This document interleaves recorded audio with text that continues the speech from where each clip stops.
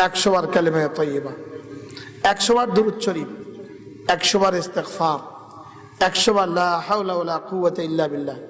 তুমি 40টা দিন করে দেখো, 40 দিন তুমি ফোন করবা যে আমার চাকরি হয়ে গেছে, তো তাবিজ দিয়ে দিলাম আজকে হাতে। সময় দর্শক শ্রোতা, আমার মতো আপনারা অনেকে বেকার আছেন, অনেকের চাকরি হচ্ছে না। এজন্য আমরা সবাই যদি এই আমলটি করতে পারি হুজুরের মতো, হুজুর বলেছেন 4টি আমল, 4টি দোয়া। প্রথম হচ্ছে লা ইলাহা ইল্লাল্লাহ, এই কালিমাটি পড়া।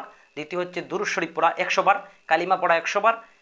প্রথম হচ্ছে কালিমা 100 বার, দ্বিতীয় হচ্ছে দুরূদ শরীফ 100 বার, তৃতীয় হচ্ছে ইস্তিগফার আস্তাগফিরুল্লাহ ইন্নাল্লাহু গফুরুর রহিম 100 বার, লা হাওলা ওয়ালা কুওয়াতা ইল্লা বিল্লাহ এটি 100 বার।